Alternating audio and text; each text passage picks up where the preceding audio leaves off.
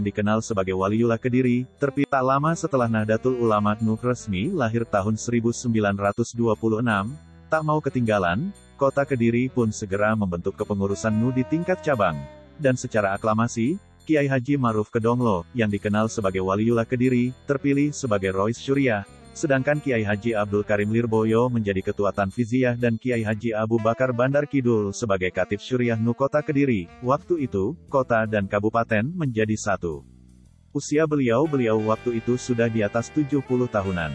Unik juga kalau kita membayangkan ulama-ulama sepuh sekaliber beliau menjadi pengurus harian cabang NU. Tetapi itu juga cukup menggambarkan betapa luar biasanya NU di awal-awal kelahirannya. Benar-benar sebuah kebangkitan para ulama. Ketiga Kiai Nusantara ini kemana-mana selalu runtang-runtung bersama-sama, tetapi dalam urusan rokok, mereka sangat berbeda. Kiai Ma'ruf dikenal sebagai perokok berat, Kiai Abdul Karim tidak merokok sama sekali, sedangkan Kiai Abu Bakar sesekali terlihat merokok juga. Suatu saat, melihat Kiai Ma'ruf merokok tanpa henti, Kiai Abdul Karim mencoba menggoda, "Kang, iku pawonan opa lambeto." "Mas, itu tungku api apa mulut?" Kiai Ma'ruf segera menyahuti candaan teman karibnya ini, "Yo iki Kang, bedane antarane wedus dalam riwayat lain, sapi, lan menungso, lek menungso yo ngerokok, ya ini mas bedanya antara kambing, sapi, dengan manusia, kalau manusia ya merokok." Sementara Kiai Abu Bakar hanya diam saja melihat kedua sahabatnya ini bercanda, sambil meneruskan bacaan solawat. Di lain kesempatan, Kiai Abdul Karim pernah bercanda, "Wong nok kadung nyekik udut, sok nek nang kuburan orang nemu udut. Bakale ngemut sakare dewe, orang yang sudah kecanduan rokok, saat di kuburan nanti tidak menemukan rokok yang bisa dihisap, maka dia akan menghisap kemaluannya sendiri." Namun unik juga, kedua menantu Kiai Haji Abdul Karim, yaitu Kiai Haji Marzuki Dahlan dan Kiai Haji Mahrus Ali justru mengikuti jejak Kiai Haji Ma'ruf Donglo menjadi NU GR, garis rokok.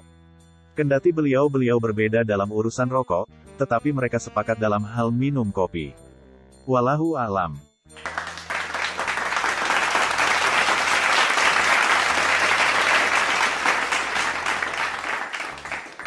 Salah satu pembahasan yang paling asik untuk diperbincangkan adalah mengenai rokok. Yap, hal satu ini memang sering kali membuat kontroversi yang cukup membuat orang bahagia karena leluconnya. Segala macam jenis guyonan yang berkaitan dengan rokok keluar dari orang-orang mulia dan para guru-guru yang tidak perlu diragukan lagi kapasitas keilmuannya tentang agama. Salah satu yang menarik adalah seperti yang dialami oleh Gus Baha ketika membahas tentang rokok. Dalam salah satu pengajiannya beliau bercerita, "Saya senang sama bercandanya para kiai-kiai gitu, memang tidak ada orang yang pandai bercanda selain kiai. Saya waktu itu mendatangi acara resepsi di Kudus, di warganya sarang di keluarganya Om Lukman. Yang mengisi Habib Umar Mubahar, senang katanya bercanda ke kiai-kiai, ya kiai-kiai semualah termasuk Habib Umar. Ada seorang kiai merokok, ini cerita ya, kiai rokok di depan dokter.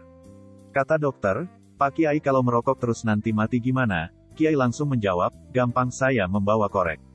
Hal seperti inilah yang membuat para ahli hisab tetap istiqomah pada merokoknya." Jawaban spontan dari Kiai memang tidak salah, dan pertanyaan dokter juga tidak salah. Yang salah ketika kita menafsirkan lelucon ini dengan serampangan. Kiainya ya juga paham maksud dokter tadi. "Tenang dok, saya masih membawa korek. Maksudnya kalau rokoknya mati tinggal dinyalain lagi. Jadi tidak nyambung," kata Gus Baha.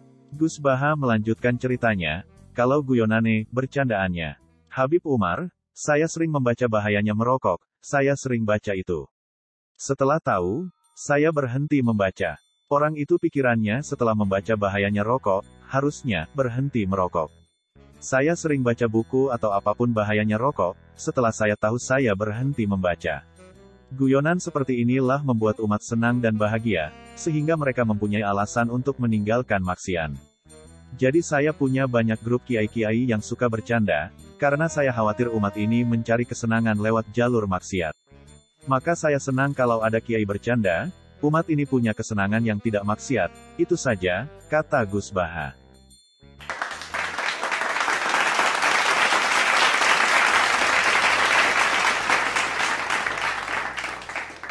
Hati-hati jika berceramah, agar tidak mengalami kejadian seperti ustazah berikut ini.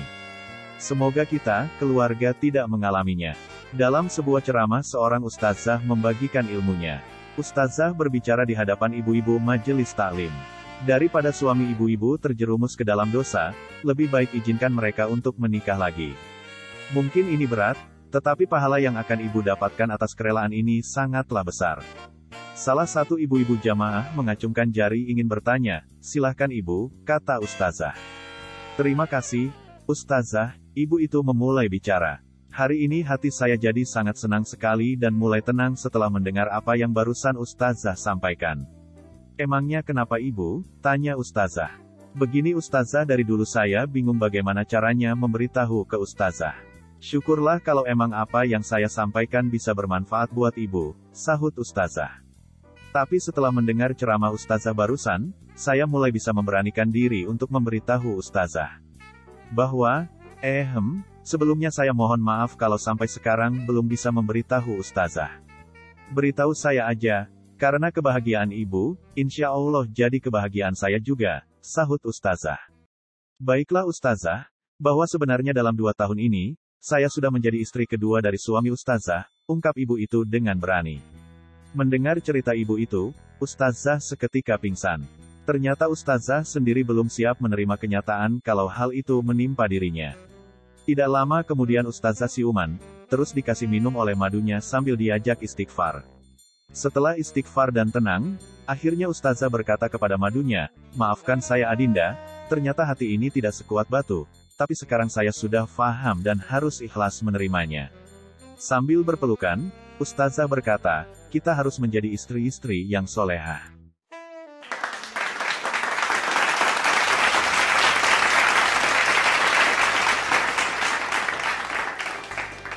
Santri dan pesantren selalu memiliki kisah lucu, polos dan unik yang dapat mengundang gelak tawa. Salah satunya adalah kisah percakapan seorang kiai dengan 3 santri baru, yang ingin mengaji pasaran atau musiman Ramadan di suatu pesantren. Sudah menjadi hal yang wajar, ketika masuk pesantren, santri akan sowan terlebih dulu ke kediaman dalam kiai. Pun demikian dengan 3 santri kita yang bernama Asri, Falak dan Imron ini. Ketika sudah menghadap, ketiga santri itu ditanya oleh sang kiai. Siapa namamu? Nama saya Asri, kiai, jawabnya, dengan penuh takzim. Oh, nama surat dalam Al-Quran, ya? Iya, kiai, nama yang bagus. Tapi kalau kamu namanya Asri, sudah sepantasnya hafal surat Al-Asri. Hafal tidak? Hafal, kiai. Coba dibaca, pinta sang kiai. Tak pakai lama, ia pun membaca surat Al-Asri dengan lancarnya. Maklum, rata-rata muslim Indonesia sudah hafal dengan surat yang satu ini karena pendek. Santri pertama pun lulus dari ujian dadakan ini. Sang kiai memujinya, karena sudah selayaknya ia hafal surat yang menjadi namanya. Kemudian pertanyaan berlanjut kepada santri yang kedua. Kalau kamu, siapa namanya? Nama saya Falaki, kiai, nama surat dalam Al-Quran lagi. Iya, kiai, hafal, tidak? Hafal, kiai, coba dibaca. Santri kedua pun membaca dengan lancarnya. Maklum, surat Al-Falaq juga salah satu surat pendek dalam Al-Quran. Santri kedua pun lulus dari ujian dadakan. Sang kiai memujinya, karena sudah sepatutnya ia hafal surat yang menjadi namanya. Setelah keduanya lulus ujian dadakan, santri yang ketiga pun deg-degan. Keringatnya bercucuran sebesar jagung. Kini ujian itu juga akan dialamatkan kepadanya. Lah, kalau kamu, namanya siapa? Sang santri diam saja. Maklum, namanya adalah Ali Imron, salah satu surat yang panjang dalam Al-Quran. Dan kabar buruknya, ia tak hafal surat tersebut. Ali Imron memutar otak mencari akal. Sang kiai pun mengulangi pertanyaan yang sama. Siapa namamu? Sang santri masih diam saja. Kini ia tambah gemetaran. Wajahnya layu, mukanya menunduk, dengan bibir bawah menggigit bibir atasnya.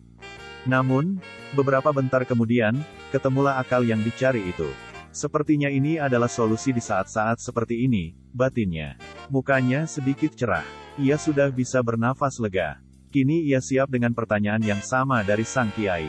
Siapa namamu? Kenapa diam saja? Anu kiai, nama saya Imron, tapi panggilannya Kulhu, jawabnya. Meledaklah tawa sang kiai mendengar jawaban Imron. Ia tahu bahwa ini adalah akal-akalan dari santri baru itu, agar tak disuruh membaca surat yang panjang. Ceritanya bagaimana?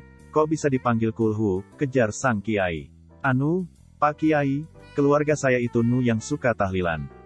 Nah, Di dalam tahlil itu ada bacaan surat Al-Ikhlas Kulhu, yang saya hafal dan sering membacanya di dalam salat.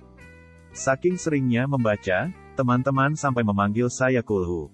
Maklum, surat itu mudah dan tak pakai lama, Kiai. Hehe, kata Imron sambil garuk-garuk kepala. Oh, kalau begitu, sudah benar kamu, Kulhu, kata sang Kiai, sambil tertawa geli dalam hati. Sang Kiai pun ingat kisah sahabat Nabi yang masuk surga karena suka baca surat Al-Ikhlas. Akhirnya, Ali Imron hanya disuruh membaca surat Al-Ikhlas atau sering disebut Kulhu itu. Ia lulus dengan summa cum laude. Berkah sering ikut tahlilan, ia pun selamat dari ujian dadakan menghafal surat panjang.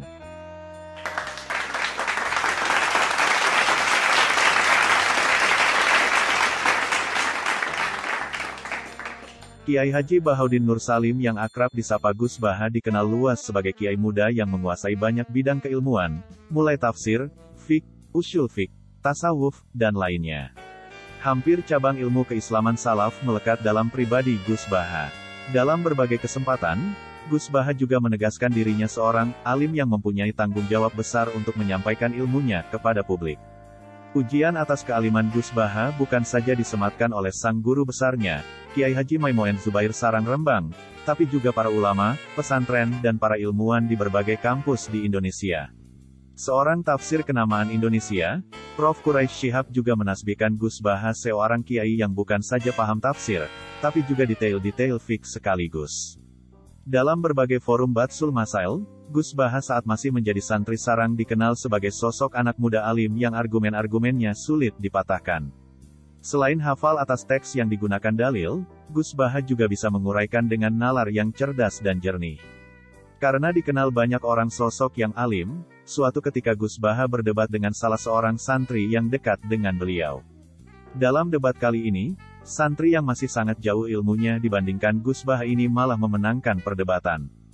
"Gus, jenengan nanti masuk surga kalah sama saya," kata santri itu. "Loh, kok bisa?" "Iya, Gus. Itu kan ada dalam hadits. Sangat jelas, Gus. Artinya, siapa yang menempuh jalan untuk mencari ilmu, maka Allah akan mudahkan baginya jalan menuju surga. Hadits ini cocok buat saya, Gus. Saya masih mencari ilmu. Kalau jenengan gak cocok, karena jenengan sudah ketemu ilmunya. Jadi, saya yang duluan masuk surga." Gus Baha langsung tertawa dengan jawaban santri ini. "Baru sekali ini saya kalah debat, itu pun debatnya sama santri."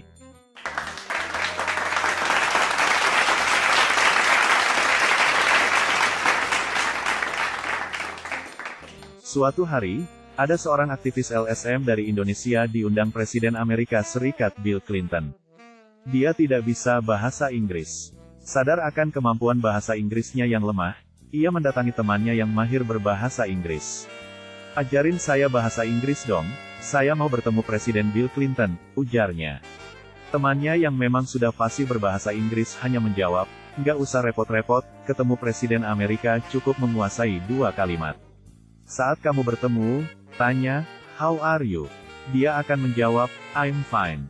Langsung kamu jawab, 'Me too.' Selama 2 pekan, laki ini hanya berlatih, 'How are you?' 'Me too.' 'How are you?' 'Me too.' 'How are you?' 'Me too.' Bahkan, saat sudah berada di Gedung Putih, sambil antre hendak berjabat tangan dengan Presiden Bill Clinton, dia masih saja berlatih, 'How are you?' 'Me too.' Pas berhadapan dengan Bill Clinton, karisma sang presiden membuat lelaki ini grogi. Alhasil, ketika berjabat tangan yang terucap dari mulutnya bukan, 'How are you?' melainkan, 'Who are you?' Terkejut mendengar pertanyaan itu, Bill Clinton menjawab, 'I'm Hillary's husband.' Dengan mantap, aktivis LSM itu pun menjawab, 'Me too.'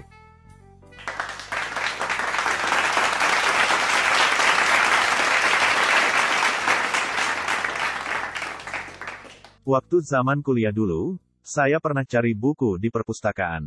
Setelah dapat bukunya, saya cari tempat duduk buat baca. Satu-satunya bangku yang kosong ada di sebelah cewek cantik. Karena di perpustakaan tidak boleh berisik, saya bertanya pelan pada wanita itu, "Maaf mbak, saya boleh duduk di sini?" Tahu-tahu dia jawabnya keras banget, "Lo mau duduk di sebelah gue supaya bisa ngajak gue tidur entar malam. Gak sopan banget sih lu." Sontak, satu perpustakaan memandang saya dengan pandangan jijik. "Malas ribut, Saya pun tidak jadi duduk. Saya balik lagi ke rak, mau balikin buku, hilang niat saya buat baca buku. Tiba-tiba itu cewek menghampiri saya, terus berbisik, "Mas, saya mahasiswi psikologi, saya suka mengamati bagaimana reaksi cowok terhadap penolakan dan jika dipermalukan, maaf ya kalau bikin kaget." Saya jawab aja dengan suara keras, "Hah, 1 juta? Mahal amat, teman-teman bilang tarif lu cuma 200.000. Satu perpustakaan pada ngakak sambil lempar-lempar kertas ke dia, sementara dia cuma bisa bengong. Kemudian saya berbisik ke dia, "Mbak, saya mahasiswa akuntansi, saya selalu membuat kondisi balance. Maaf ya kalau bikin kaget."